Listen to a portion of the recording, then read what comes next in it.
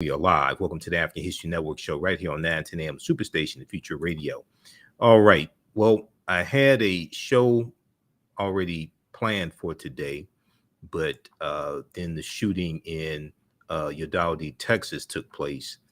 So we're going to start with that story, and then we're going to get to couple of other stories that I had already planned to talk about on today's show.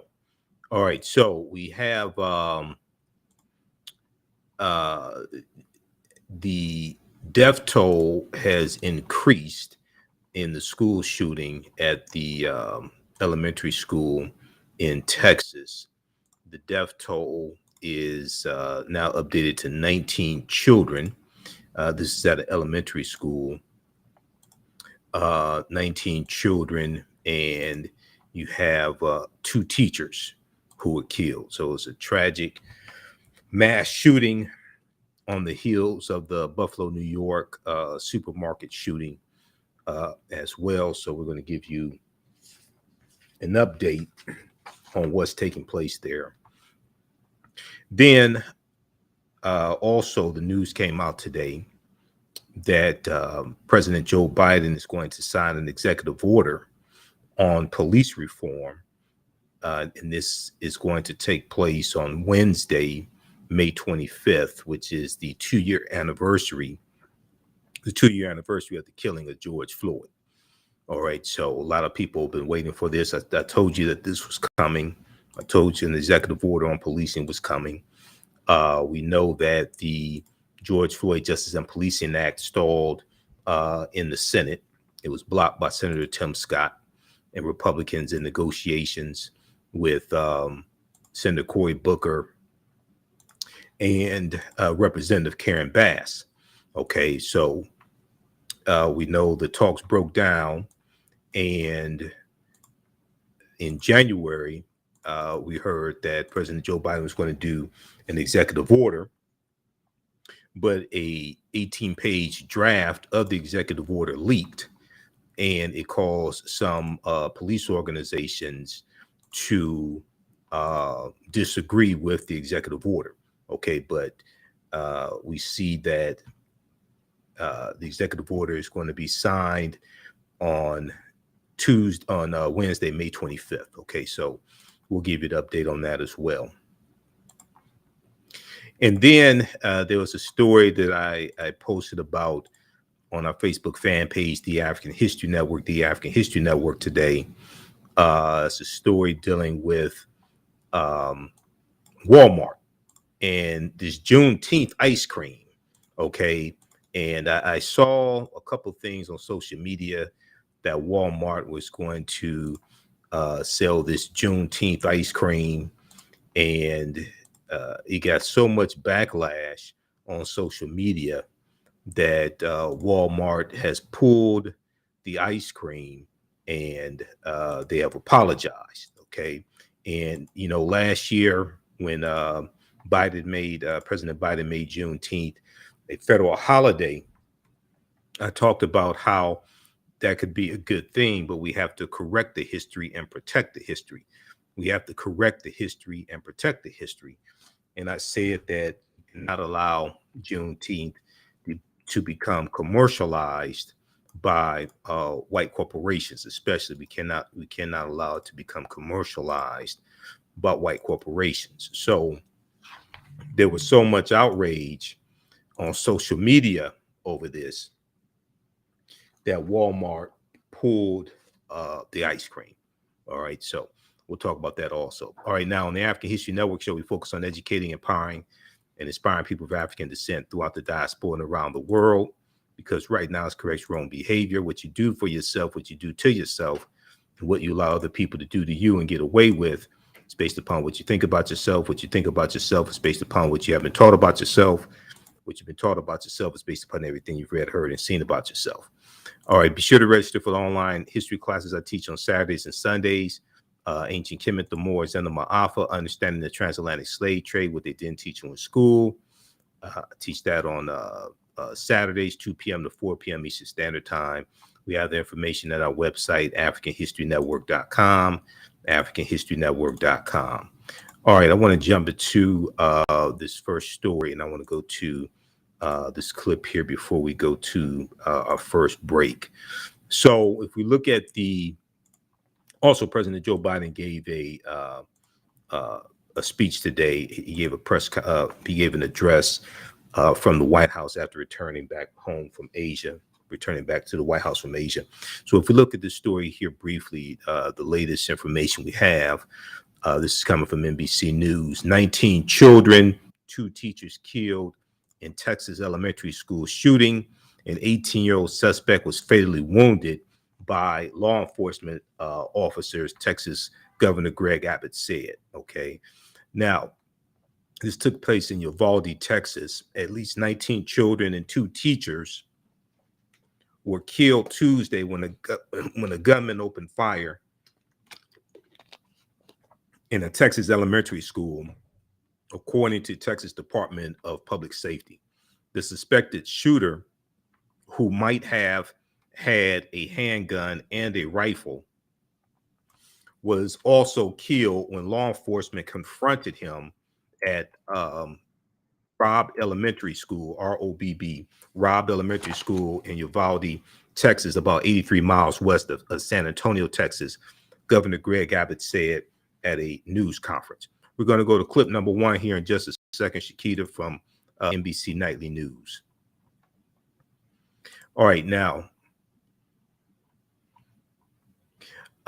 it is believed Governor Greg Abbott, who's up for re-election right now, he said it is believed that he abandoned his vehicle, then entered the Robb Elementary School in Uvalde with a handgun, and he may have also had a rifle, Governor Greg Abbott said at a news briefing.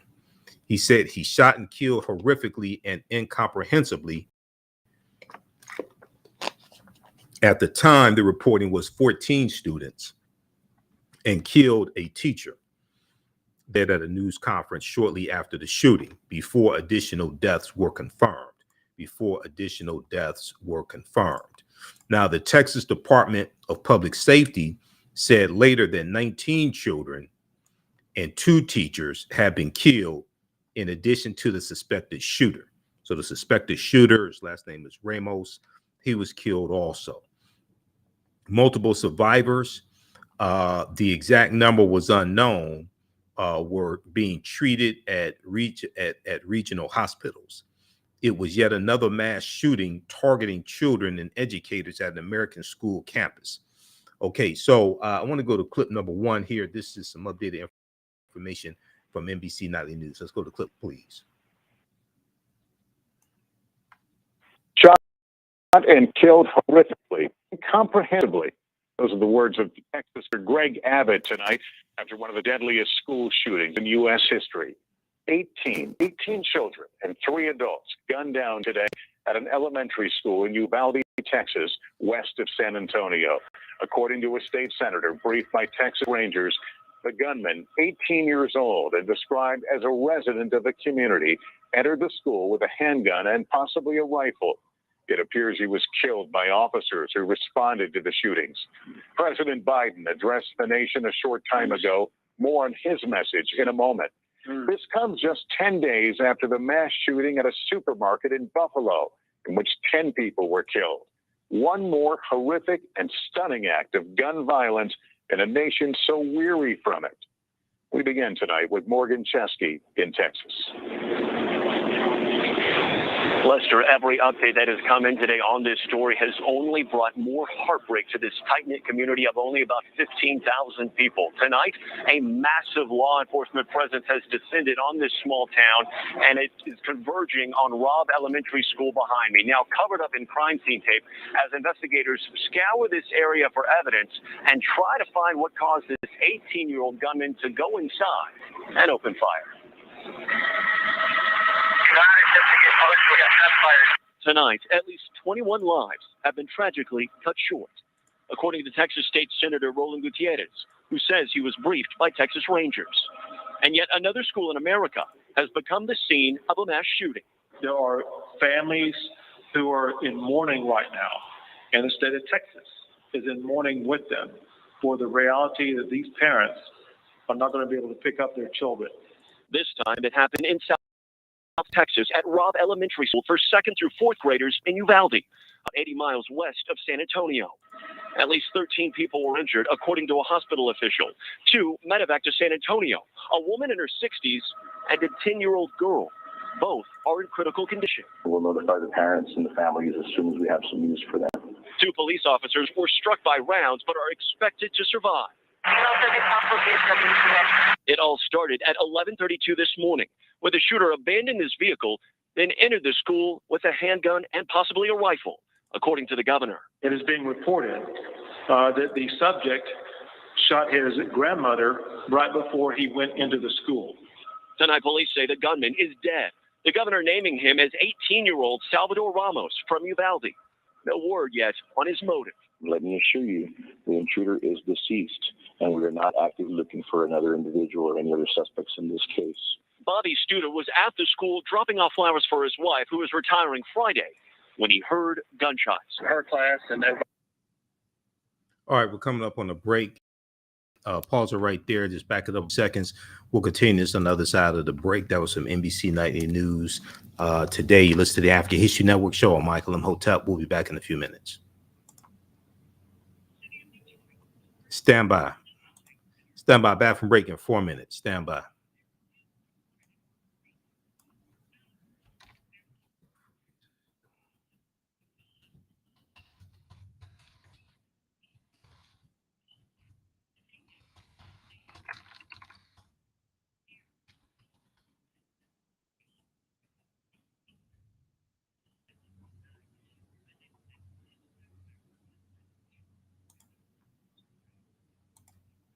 All right, stand by. Back from break in 4 minutes.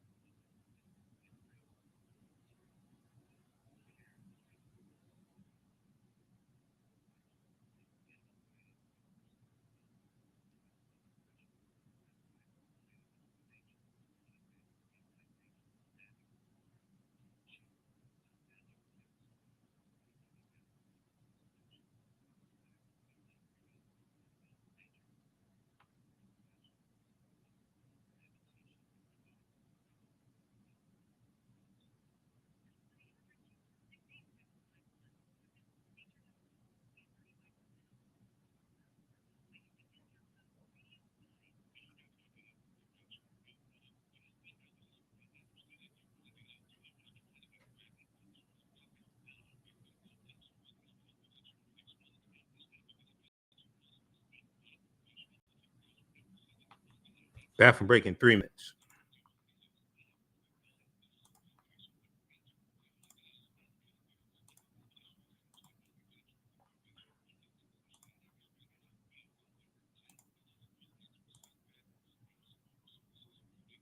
Okay, share this broadcast on your social media platforms. Invite your friends to tune in. Also, you can support the African History Network, $ the AHN show through Cash App, $ the AHN show through Cash App, also through PayPal, paypal.me/the AHN show.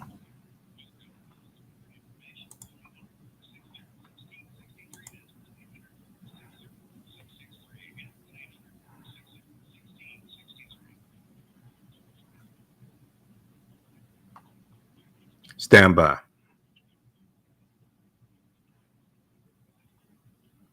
Why the hell didn't that?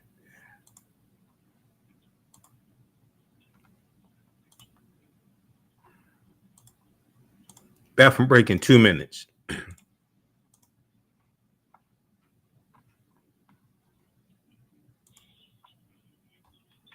History Network show, we do current events of history and politics, education, economic empowerment, entrepreneurship, relationships, love, sex, health issues, and much, much more. Unfortunately, many people confuse what racism is. Racism is a power structure. It was laws and policies that put us in this predicament. It's going to be laws and policies that take us out. So when you control the radius of a man or woman's thoughts, you can control the compass of his or her actions, because the mind can't do what it doesn't know. We have it all on 910 AM Superstation. Welcome back to the African History Network show right here on 910 AM, the Superstation, the Future Radio. I'm your host, Brother Michael Imhotep. It is Tuesday, May 24th, 2022, and we are live. Calling numbers 313-778-7600. 313-778-7600 is the call-in number if you have a question or comment. Okay, so right before the break, we're giving you an update on the school shooting, elementary school shooting at the Robb Elementary School in Uvalde, Texas. Latest update, 19 children killed, 2 teachers killed, as well as the gunman, 18-year-old gunman, whose last name is Ramos. We're going back to the clip here in just a second, Shakita. The suspected shooter was identified as Salvador Rolando Ramos, 18 years old, multiple senior law enforcement sources said. Quote, the investigation is leading to tell us the suspect did act alone during this heinous crime. Arredondo, the chief of police for the Uvalde Consolidated Independent School District, said at a news conference. FBI agents and U.S. Customs and Border Protection personnel were assisting local law enforcement with the investigation into the suspect's motives and background, authorities said. The Bureau of Alcohol, Tobacco, and Firearms, ATF, and responded to assist also. Okay, I want to go back to this clip here. This is from NBC Nightly News today, May 24th. And they reported 18 children killed. This information from NBC News that I'm showing you is updated after NBC Nightly News aired today. Let's go back to this clip, please. Got in the cafeteria and just kind of turned off the lights, got on the stage, started papering the windows. She said the kids were real good. The last day of school here was supposed to be just days away. Instead, tonight, bloodstains the sidewalk outside. And parents are gathering at this local civic center to be reunited with their children, left terrified. My heart was broken today for a small community, and we need your prayers to get us through this. Morgan, take us inside the scene on the ground right now. What's it like? Lester, on one hand, it is a very active investigation here at the scene outside Robb Elementary, but about a quarter mile from where I'm standing, there's a civic center that's become a reunification site, and that has been the scene of so much incredible heartbreak today. Parents rushing there frantically, unsure if their child is still alive. And we're told at this hour there are still people potentially left waiting to hear word from authorities and not having any clarification on how the fate of their child is right now. In the meantime, authorities say they will be remaining here for the foreseeable future. Grief counselors will be made available to every student here in Uvalde who needs one starting tomorrow. And I understand school officials have briefed the media a few times. What are they saying? I think, Lester, what they're saying is the fact that this is a tragedy that hits harder than anything they've ever experienced in their lifetime. The superintendent earlier today in a press conference was almost at a loss for words. It was very brief in that they only acknowledged the incredible loss that they were enduring and frankly said they couldn't say any more other than pledging to be there for their staff and students in what will be an incredibly long road of recovery ahead. Oh, the funeral. Was that it? Okay. Is that it? All right. So that was from NBC Nightly News today. Also, this article I'm showing you here, this is from the Texas Tribune. This came out later today, updated information. 21 are dead in a Uvalde elementary school shooting, the deadliest in Texas history. Robb Elementary teaches 2nd, 3rd, and 4th grade students in Uvalde, which is about 85 miles west of San Antonio, Texas. Governor Greg Abbott said the shooters believed to have been killed by responding law enforcement. The shooting started around 11:32 a.m. Today. Okay, so read this one as well. State Senator Roland Gutierrez, Democrat from San Antonio, Texas, told CNN there might be another adult dead, but authorities have not confirmed it. Okay, so check this one out. Now, President Joe Biden returning from a trip to Asia, gave an address today. We're going to clip 2 here in just a second, Shakita. He gave a address today from the White House and talked about the shooting, called for common sense gun laws as well, and called for the gridlock to end in the Senate. Okay, let's go to clip 2, please, Shakita.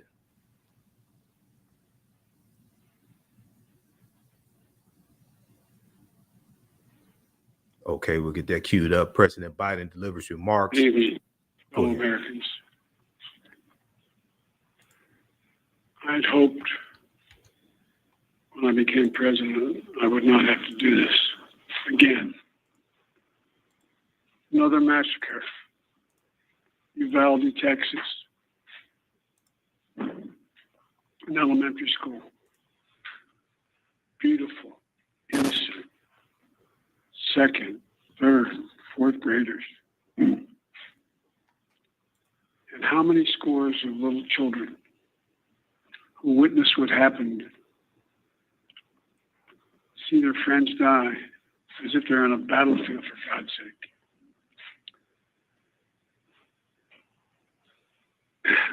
They'll live with it the rest of their lives. There's a lot we don't know yet. There's a lot we do know. The parents who will never see their child again, never have them jump in bed and cuddle with them. Parents will never be the same. To lose a child is like having a piece of your soul ripped away.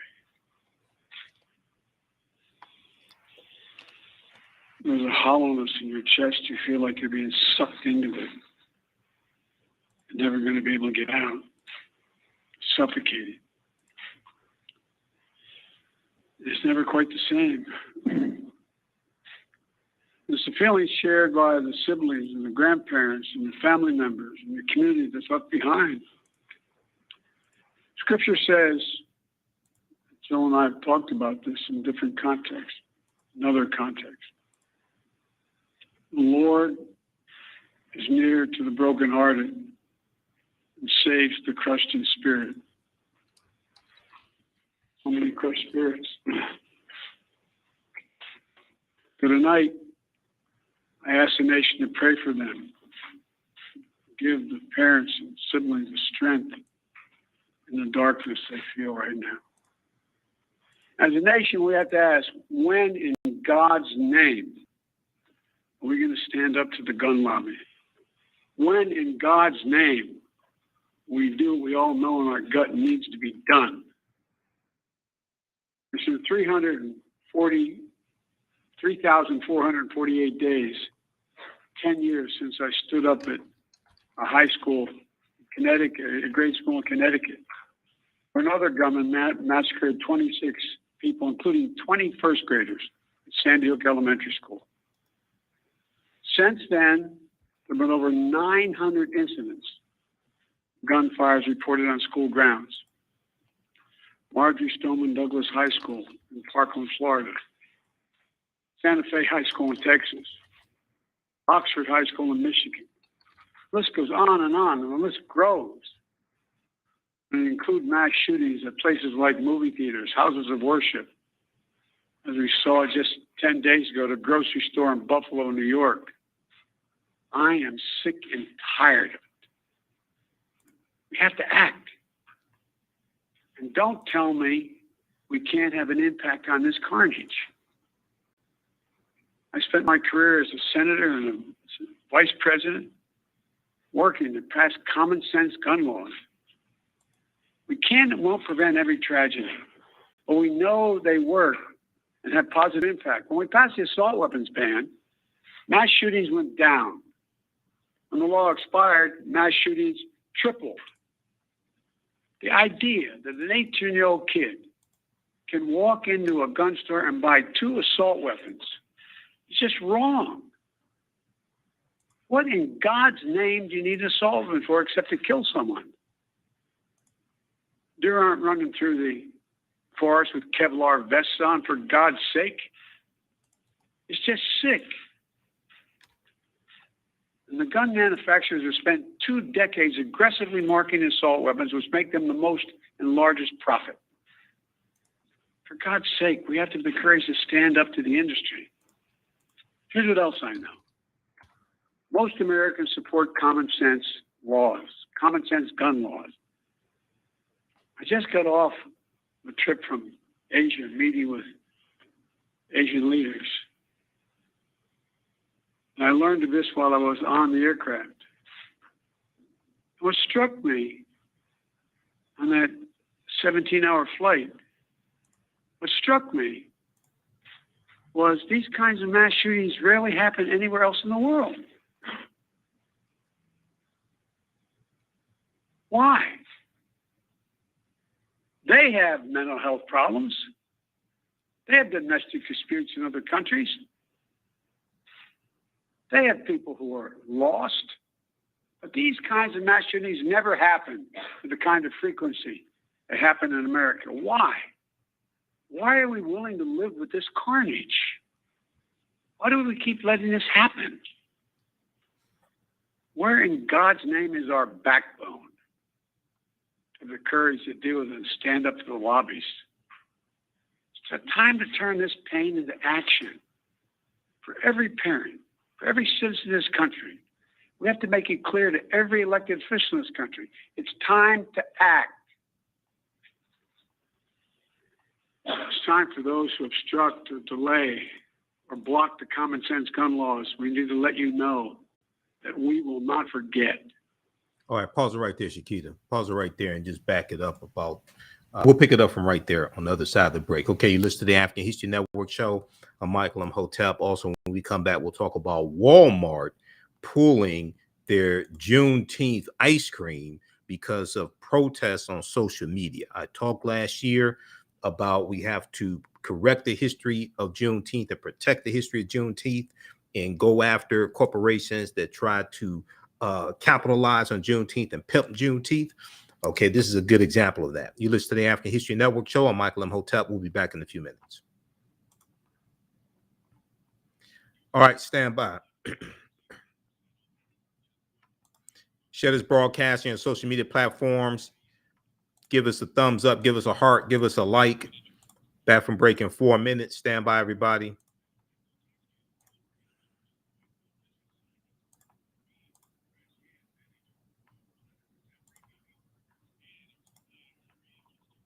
Back from break in 3 minutes.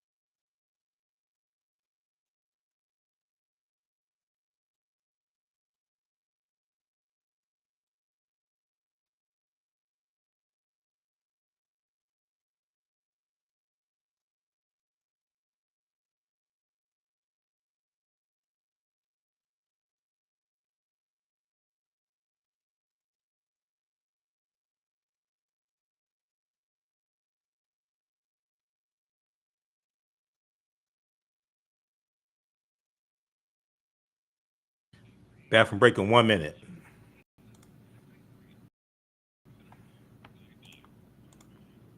Stand by. Bathroom break in 1 minute.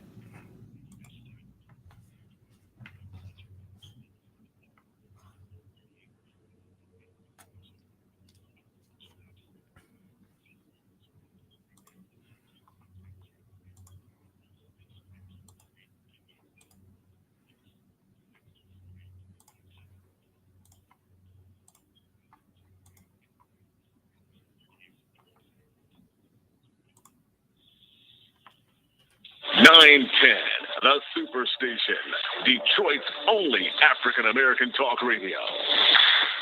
All right, welcome back to the African History Network show right here on 910 AM Superstation, the Future Radio.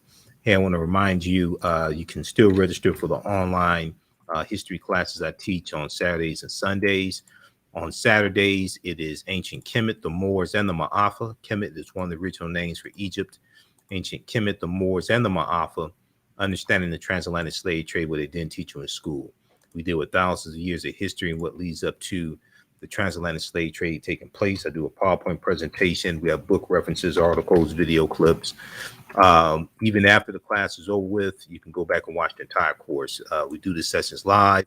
All the sessions are archived and recorded. You can go back and watch it anytime, even a year from now or 2 years from now. You still have access to the full class. Next class is Saturday, May 28th. As soon as you register, you can watch the class we did this past weekend. All right, I want to go back to the clip I was showing you that took place today. This is President Joe Biden talking about the Uvalde elementary school shooting. Let's go back to this clip, please, Shakita.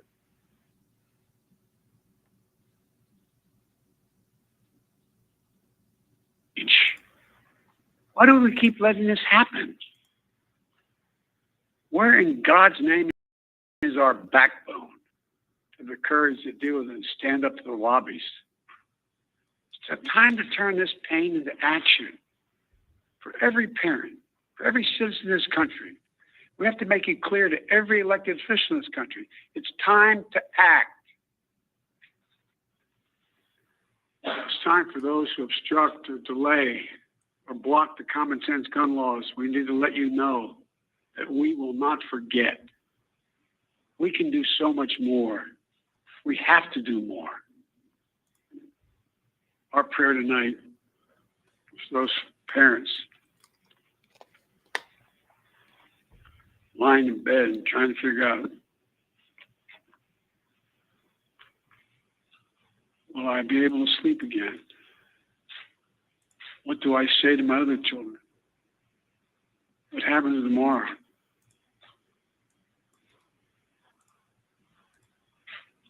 And God bless the loss of innocent life on this sad day.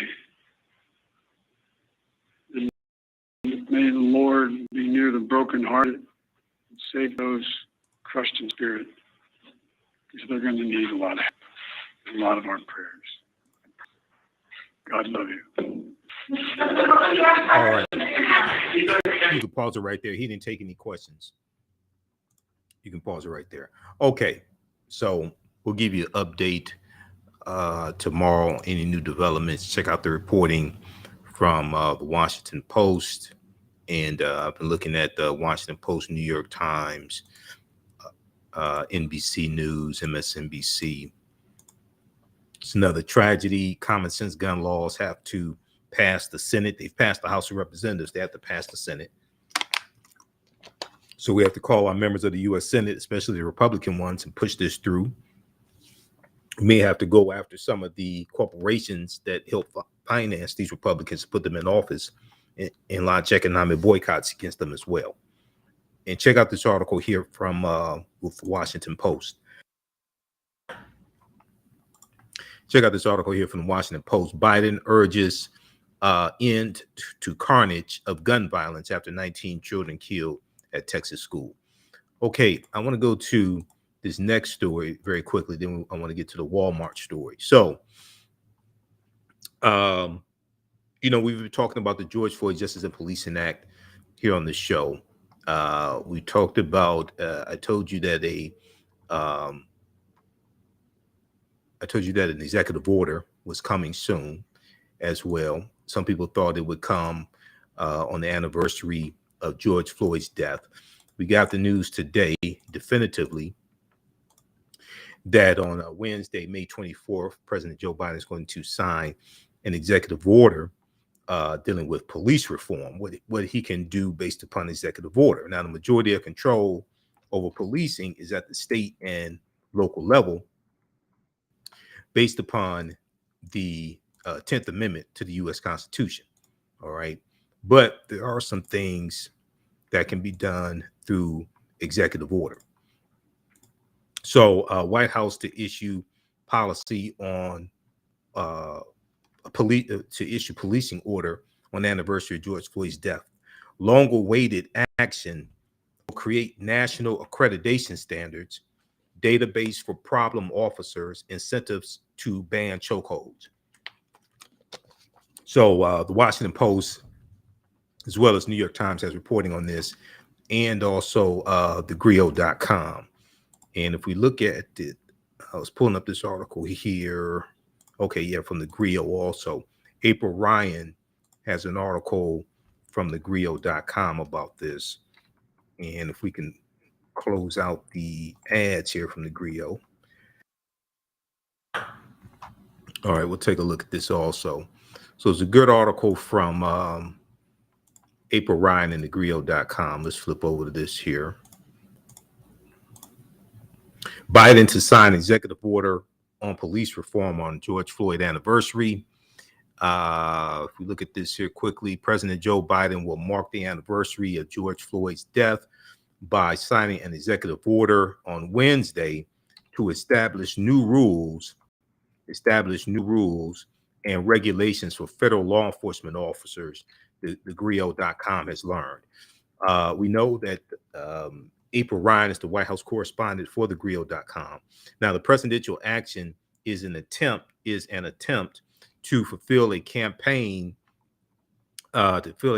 promise to reform policing on the national level, create accountability, and protect civil rights. Now, 2 years later, a source familiar with the anticipated executive order told the Grio that President Biden's unilateral move is an effort to be quote unquote effort to be responsive after Congress failed to pass the George Floyd Justice and Policing Act, which was a comprehensive police reform bill to prevent and remedy racial profiling and excessive use of force. Okay, it was a comprehensive police reform bill intended to prevent and remedy racial profiling and excessive use of force. Now, some high-profile families who have been impacted by deadly police violence will be on hand for the presidential signing ceremony. The one order expected to be signed will extend measures on police use of force after civil rights leaders submitted guidance requesting at least 20 executive actions. After civil rights leaders, because they've been meeting with President Biden, after civil rights leaders submitted guidance requesting at least 20 executive actions. The New York Times reported that the executive order will specifically use federal grants to encourage state and local agencies to tighten restrictions on chokeholds and no-knock warrants. It will also reportedly create a national registry of police officers who are fired for police misconduct. And this helps identify those officers to keep them from going to other jurisdictions, other police departments, and get hired there and committing the same types of offenses. Sources describe the order as a progressive and one that mirrors. Sources describe the order as progressive and one that mirrors the state of California's use of force statute, which more narrowly defines a justifiable homicide. Any executive order signed by President Joe Biden could ultimately be reversed by another administration when he is no longer in office. However, the White House is hoping to do its part in lieu of legislative action from Congress. Attempts to pass a bipartisan George Floyd bill fell apart when Democrats and Republicans failed to reconcile their differences on provisions on legislation. Basically, Senator Tim Scott lied and said the sticking point was defund the police. When talks broke down in September of 2021, he said the sticking point was defund the police, which was a lie. And then the Fraternal Order Police and the International Organization of Police Chiefs, they put out a joint statement, and they said that they agreed with the George Floyd bill, okay, and that the bill did not defund the police. Senator Tim Scott lied. That's what happened. All right. So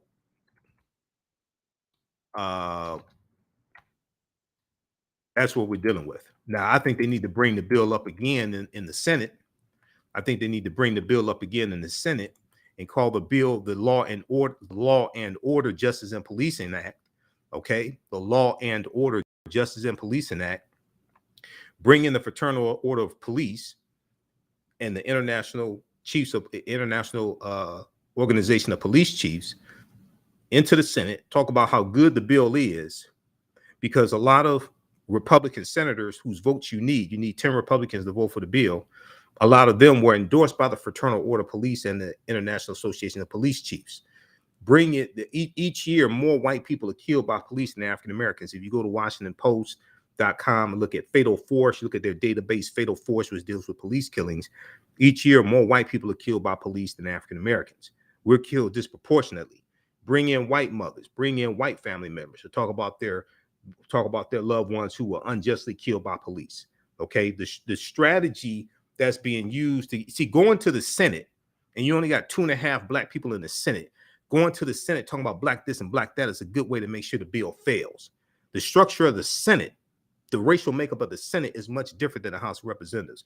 We'll continue this on the other side of the break. List to the African History Network show. I'm Michael Imhotep. We'll be back in a few minutes.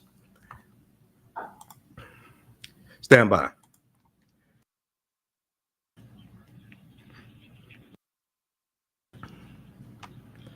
Stand by. Back from break in 4 minutes.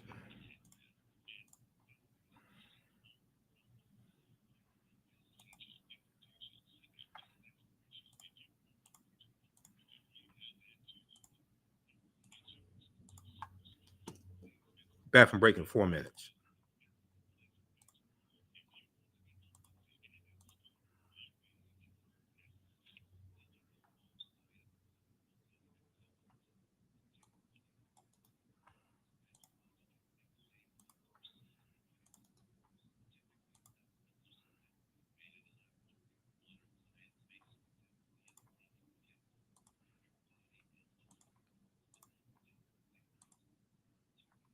Back from break in 3 minutes.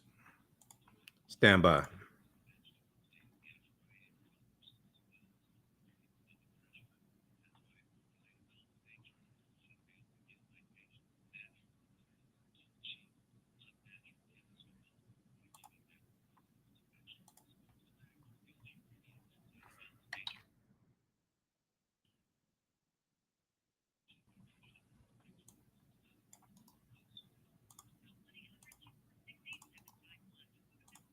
Back from break in 3 minutes.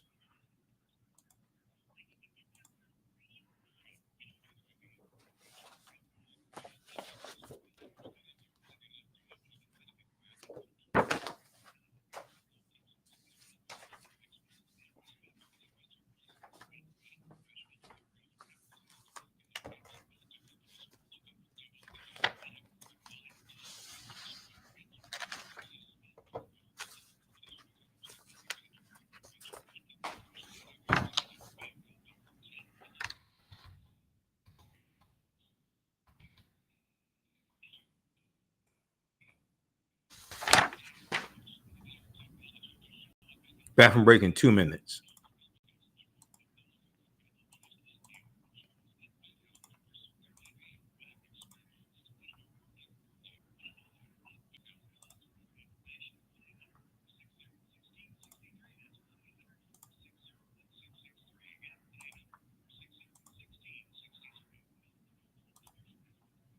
Stand by.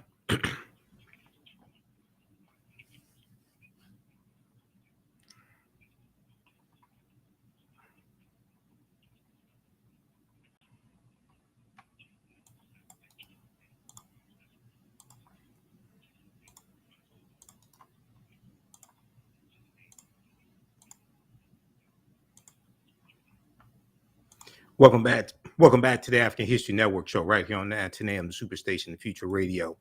Okay, this article right here, this came out September 28th, 2021. TheHill.com, police organizations say failed reform proposal would have strengthened departments, not defunded them. This came out after the talks between Republicans and Democrats broke down in the Senate regarding the George Floyd Justice and Policing Act. Those talks basically broke down September 25th, 2021. This article came out September 28th, 2021. So there was a joint statement from the International Chiefs of Police and the Fraternal Order Police. And they said that they are disappointed that Senate negotiators could not reach an agreement on police reform legislation. And we thank all those members of Congress who partnered with us in the effort, the joint statement said. The joint statement went on to say, despite some media reports, at no point did any legislative draft propose defunding the police. Okay, despite some media reports, at no point did any legislative draft propose defunding the police. It is our joint belief that the provisions under discussion would have, it is our joint belief that the provisions under discussion would have strengthened the law enforcement profession and helped improve the state of community police engagement without compromising management and officers' rights, without compromising management and officers' rights, authorities, and legal protections. Okay, so read the rest of this here. Senator Tim Scott lied. That's what happened. The black senator, Republican senator from South Carolina, he lied. All right, and he wants to run for president as well. He's up for re-election in 2022. We need to vote him out of office and make sure he does not become president. Okay, but he lied. That's what happened. All right, so let's go back to, I want to go to this next topic here quickly. So read that article from TheHill.com. So I saw this story for some different news outlets, and I posted it on our Facebook fan page, the African History Network also. And this deals with Juneteenth. There was a Walmart had a ice cream, a Juneteenth ice cream. TheGrill.com has an article on this. Walmart has a Juneteenth ice cream, and it got so much backlash on social media that they canceled. They pulled the ice cream off the shelves. They're not going to sell it. Rightfully so. We can't allow these white corporations to pimp Juneteenth. Okay, we cannot allow that. If you look at this article here, we're going to clip 4 I just sent you just a second, Shakita. If you look at this article here from TheGrill.com, Walmart apologizes for selling Juneteenth ice cream at its stores. Okay, Walmart apologizes for selling Juneteenth ice cream at its stores. The ice cream is a swirled red velvet and cheesecake flavor sold on the Walmart's Great Value brand. All right. As reported by the International Business Times, the ice cream is swirled red velvet and cheesecake flavor sold under Walmart's Great Value brand. The packaging boasts an image of 2 black hands with the Pan-African colors, yellow, green, red, and black. Pan-African flag is really red, black, and green. They threw yellow in there, but some of them like that. But really, the Pan-African flag which was created by the Universal Negro Improvement Association, adopted August 13th, 1920 at their International Convention. It's red, black, and green. Now, the pints include the message, share and celebrate African-American culture, emancipation, and enduring hope. However, following backlash over the Juneteenth-themed ice cream, Walmart announced that it was removing the items from its shelves. Juneteenth holiday marks a celebration of freedom and independence, Walmart said in a statement to Fox Television. Okay, that African Americans, they weren't independent because most of them didn't get land. See, this is what I'm talking about. This is the BS I'm talking about. However, we received feedback that a few items caused concern for some of our customers, and we sincerely apologize. We are reviewing our assortment and will remove items as appropriate. Okay, so read the rest of this here. We'll talk about this a little bit more on tomorrow's show. Those we're out of time here on 9:10 a.m. Superstation WFDF. Those watching on Facebook and YouTube, keep watching for a few more minutes because I'm going to play the interview that I did on Juneteenth 2021 on DET IPTV, dealing with some of the history of Juneteenth. Okay, be sure to visit our website, AfricanHistoryNetwork.com. AfricanHistoryNetwork.com. I'm still dealing with my allergies, so just bear with me. The pollen in the air is better today than 2 weeks ago, but I'm still dealing with my allergies. Visit our website, AfricanHistoryNetwork.com. Register for the online classes that I teach on Saturdays and Sundays. Also, we have my Juneteenth presentation, my Juneteenth lecture is right here. It's 2 hours. Deals with the real history of Juneteenth, the Emancipation Proclamation, why did not free the enslaved Africans, Special Field Order number 15, 40 Acres and a Mule, Dr. King's Poor People's Campaign, and a lot more. So this is a 2-hour presentation. We have it on DVD and digital download at AfricanHistoryNetwork.com. All right, we got to get out of here. And, you know, my show will be on, it will continue to be on Sundays, 9 p.m. to 11 p.m. Eastern Standard Time. This coming Thursday, which is the 26th? 26th. That's going to be my last day doing Monday through Thursday. We're going to go back just to doing Sunday. So I'll still be on Sundays, 9 p.m. to 11 p.m. Eastern Standard Time here on 9:10 a.m. Superstation WFDF. I have other responsibilities that I have to take care of, things like this. So even though I enjoy doing this show late at night, I have a lot of other responsibilities I have to do. Okay, so we'll be back here tomorrow. Right now, it's correct wrong behavior. It's not over till we win. Wakanda forever. Talk to you tomorrow. Peace. All right, stand by. Stand by. I'm going to show you this quickly here. Also, if you like this type of information, you can get African History Network, $ the AHN Show through Cash App, $ the AHN Show through Cash App. Also through PayPal, paypal.me/the AHN Show. PayPal.me/the AHN Show. This helps us keep doing the research, stay on the air, keep broadcasting, pay some of the bills. Also, you can register for the online classes that I teach on Saturdays and Sundays as well. Okay, so back June 19th, 2021, I was on DET IPTV with Angela. What was her name? Angela Matthews. Angela Matthews interviewed me. We talked about the history of Juneteenth, and it was right after Juneteenth became a federal holiday. Okay, the executive order, president. I'm sorry. The bill passed the Congress, and it was signed into law by President Joe Biden. Juneteenth becoming the federal holiday. I deal with all that, and I talk about fighting, making sure that Juneteenth is not commercialized also by white corporations. Let's go to this clip.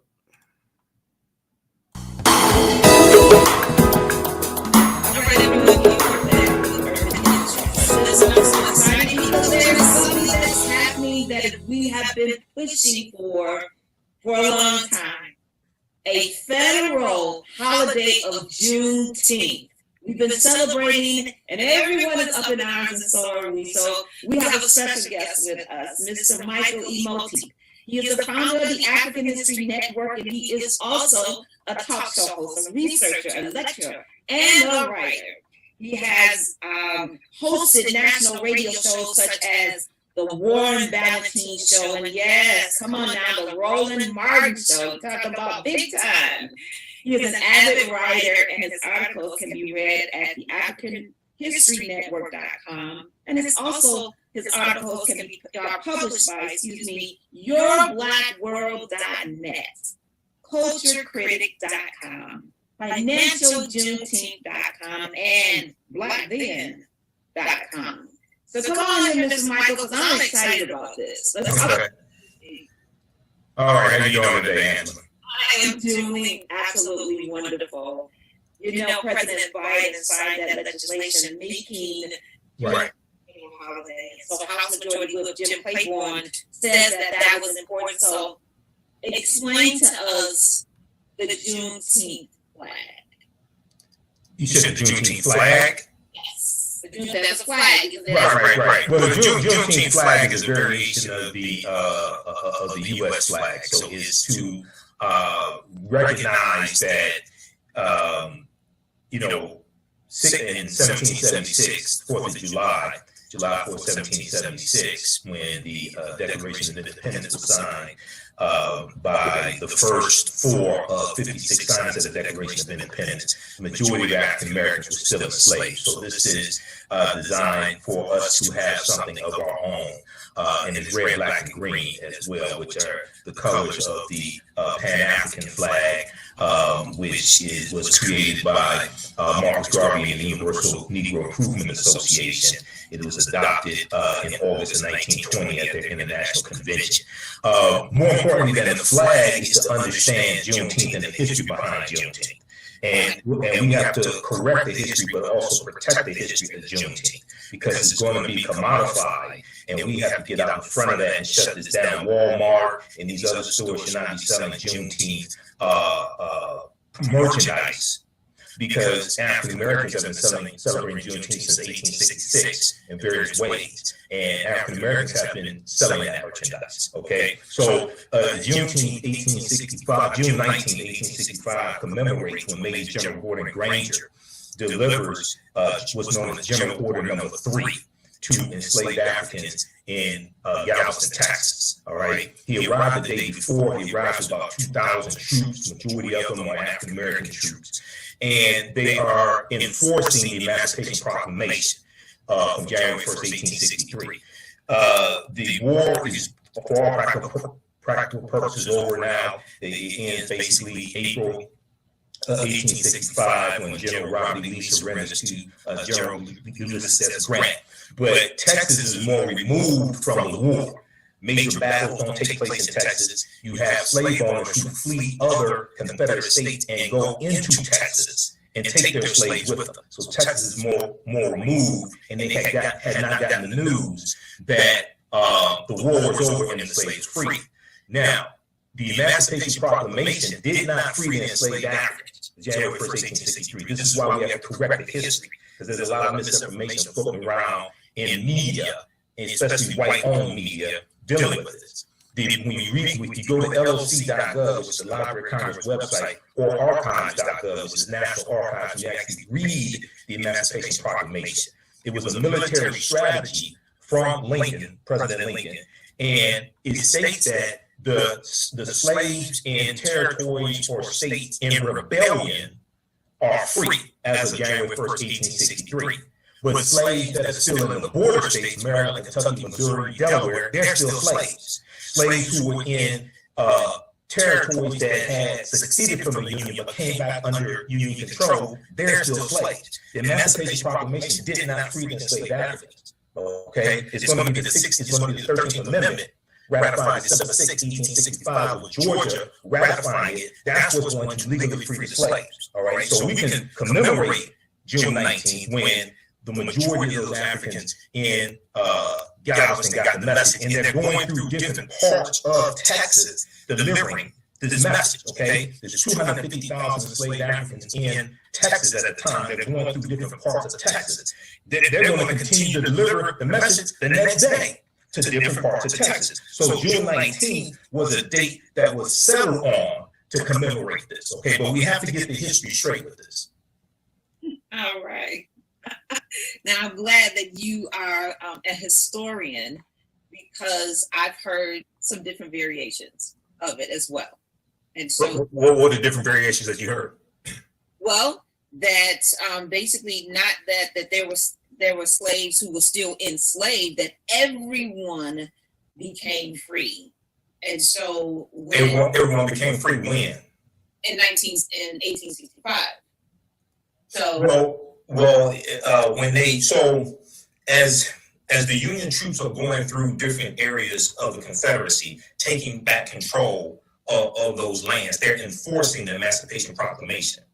But this is a proclamation. They have to change the 13th. They have to change the Constitution. They have to amend the Constitution for slaves to legally be freed, because the Constitution sanctions slavery. Article 4, Section 2 of the U.S. Constitution laid the foundation for the Fugitive Slave Acts of 1793 and 1850. Okay, so they have to amend the Constitution with the 13th Amendment, and then the 14th Amendment gives citizenship rights to African Americans. Then the 15th Amendment of 1870 guarantees the right to vote to African American men. Doesn't apply to women at this time, but African American men. So you're going through a process. You're going through a process of these territories being brought back into the Union, brought back under Union control. And these various states have to then vote, or their state legislatures have to then vote to ratify the 13th Amendment as well. That's part of the ratification process, or the process to amend the U.S. Constitution. Okay. To amend the U.S. Constitution, a bill has to pass both the House of Representatives and the U.S. Senate by two-thirds majority vote. Then it has to be ratified by three-quarters of the state legislature by two-thirds majority vote. All right, so it's part of that ratification process as well for the 13th Amendment. So we commemorate June 19, 1865, but we have to understand the real history. And then Juneteenth connects us to voting rights. It connects us to the voter suppression tactics that take place after the 15th Amendment is ratified. It connects us to in Texas, the Texas State Constitution of 1866, which has purity of the ballot box clause in it, which leads to what are known as all-white primaries, like the all-white primaries in 1918. It connects us to the Mississippi State Constitution of 1890, where they voted to institute poll tax and literacy tests. So it connects us to voting rights, it connects us to reparations, repairing the damage of slavery and the legacy of slavery, because when the emancipation takes place when Africans are free, we're free largely without reparations, without giving land, giving tools, giving money, anything like that. And 40 acres of the Mule, Special Field Order number 15, that land is largely taken back by President Andrew Johnson, who succeeds Lincoln after Lincoln is assassinated in April of 1865, and he's going to give all that land back to the Confederacy for the most part. Okay. So all of this is when people want to talk about reparations. Juneteenth is directly related to reparations. You're talking about the legacy of slavery. You're talking about what happened during Reconstruction, 1865 to 1877. So these two are interconnect. So, Mr. Michael, you have given us a thorough history lesson about, I don't know, maybe 5 to 7 minutes, maybe 10. But it's information that we definitely should know. Absolutely. The bill that passed unanimously in the Senate, however, there were 14 Republican lawmakers. That doesn't surprise me. You're dealing with the white nationalist party. You're dealing with the party that said that many of them support the insurrection.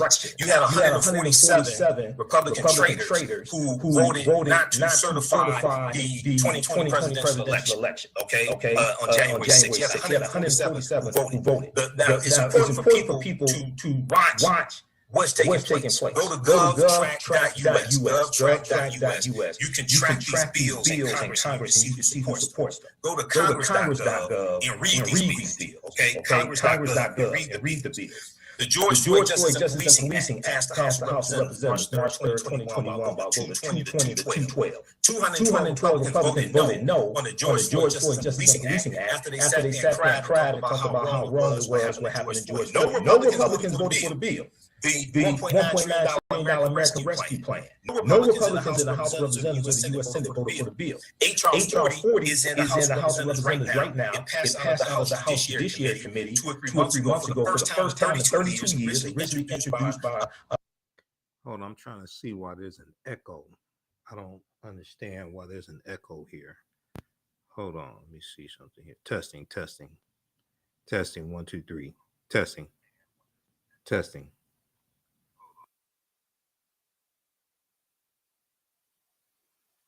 The Honorable John Conyers from the 13th Congressional District now is sponsored by Representative Sheila Jackson Lee of Texas, who also is the one who sponsored the Juneteenth bill from Texas, because this deals with Texas. Reparations.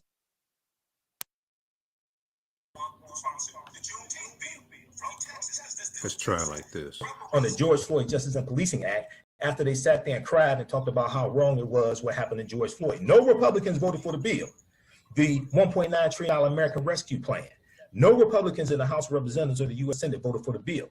H.R. 40 is in the House of Representatives right now. It passed out of the House Judiciary Committee 2 or 3 months ago for the first time in 32 years, originally introduced by the Honorable John Conyers from the 13th Congressional District. Now is sponsored by Representative Sheila Jackson Lee of Texas, who also is the one who sponsored the Juneteenth bill from Texas, because this deals with Texas. Reparations and Juneteenth are interconnected. Anybody that lies to you and tells you they're not, they don't know what they're talking about. This is about 188 members of the House of Representatives that have signed on to support H.R. 40. None of them are Republicans.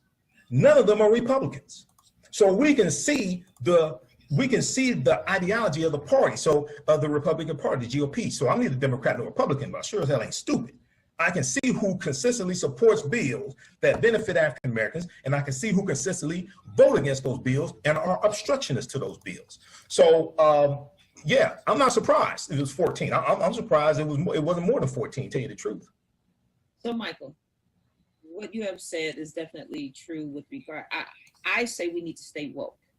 I think we're sleeping a little bit. I think we've gotten a little bit comfortable with what's happening and what's going on, because we know that there's over 90 voter suppression bills and or has been passed that's trying to make it harder for us to vote in the upcoming election. Close to 400. It's close to 448 state legislatures that are being pushed by Republicans. It's close to 400 bills. It's about last count was about 381 bills in 48 state legislatures. See, we don't understand the white backlash that always comes after periods of perceived gains by African Americans. In the Reconstruction, 1877, with Rutherford B. Hayes becoming the Republican candidate for president, and the Republicans agreed with they agreed to compromise with the Democrats and remove the Union troops out of the South that were largely enforcing the rights of African Americans. And this is what ends Reconstruction. You see a backlash to the civil rights movement with the election of Richard Nixon, okay, and who ran on the platform of law and order. You see a backlash to 2 terms of President Barack Obama with the election of Donald Trump, who ran on the platform of law and order. You see a backlash with the attack on critical race theory and the attack on the 1619 Project, which was a backlash to the summer of 2020 and the Black Lives Matter protests and the protests over George Floyd. All this is always a backlash, okay? And we see this, and then they attack you, usually not in the streets. They attack you in the courts and they attack you in the legislatures because they're dealing with law.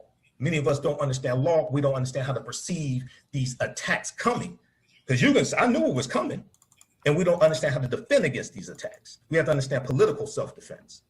All right, I will agree with you on that. We can go into this a little bit further. However, we're kind of wrapping up with you, so I want to bring it back to the celebration of this particular moment. So yes. How do we celebrate, African American families celebrate this monumental time, and are there any events in the area that you can share with our audience? Well, there are events taking place all over Detroit. I'm actually in Atlanta right now because I'm here for the 3-day Juneteenth Festival in Atlanta, and I'll be speaking there Saturday and Sunday at the Centennial Olympic Park. But you can probably Google Juneteenth Detroit. There are celebrations taking place. This is a time for us to study the history, not just commemorate those enslaved Africans getting the message. And it's also very important to understand some slave owners in Texas kept the message away from slaves and kept them enslaved for an additional year. One of them was a white woman named Martha Gibbs, because the involvement of white women in slavery is much greater than we thought. Professor Stephanie E. Jones Rogers, in her book in 2019, I think it was, or 2018, called They Were Her Property, details this, how from 1850 and 1860, about 40% of slave owners were white women. Okay, so we need to come together as family, commemorate what happened in 1865, study the history, correct the history, use that as a foundation to give us our values, our interests, and our principles. Use that to empower ourselves economically and politically. So this is a very, very important time, and continue to push for reparations. We have to leverage this to push to repair the damage, to push to get these other bills passed through Congress as well. All right. We're going to drop the mic right there because I think. All right. And visit my website, AfricanHistoryNetwork.com also. Okay. Say it again because I don't want to overtalk you. Oh, AfricanHistoryNetwork.com. All right. Thank you so much for being Thanks, with Angela. us. Appreciate you. And hey, success on that speech on tomorrow. Oh. All right. Okay, so that was from June 2021. That was we did that with June 19th, I think it was 2021. I was in the June 18th, 2021. We did that interview. I was in Atlanta. That's on my YouTube channel also. Michael Imhotep. Here's the actual link to it. Yeah, it's on my YouTube channel. Michael Imhotep, Juneteenth, federal holiday, forces a conversation about history. Republicans pass laws to suppress. So every June 19th, they have to deal with this federal holiday. Republicans have to deal with this federal holiday. All right. The Juneteenth flag is a symbol, is full of symbols. Here's what they mean. So here is the official June. This is an article from CNN.com. Here's the official Juneteenth flag, red, white, and blue. There's another one I've seen that is red, black, and green, and it's similar to the U.S. flag with the stars and stripes. And this one here has June 19th, 1865 vertically at the end of it. Okay, so you can read this article here. All right. If you like this type of information, register for the online classes I teach on Saturdays and Sundays. And on Sundays, I teach from the Civil War to the Civil Rights Movement and Black Power, 1865 to 1968. And we deal with a lot of the history that I just talked about there. We deal with that period of time. We start in 1803 with the Louisiana Purchase and the Haitian Revolution. We go through history to 1968. Next class is Sunday, May 29th, 2 p.m. to 4 p.m. Eastern Standard Time. As soon as you register, you can start watching the content. You watch the class we did last weekend. All right. We have a bundle pack. You can register for both classes for $120. We'll post that information here as well. And the class I teach on Saturdays is Ancient Kemet, the Moors, and the Ma'afa, Understanding the Transatlantic Slave Trade, what they didn't teach you in school. All right, look, we have to get out of here. Remember, at the African History Network, we focus on educating, empowering, and inspiring people of African descent throughout the diaspora and around the world, because right now it's correct wrong behavior. It's not over till we win. Wakanda forever.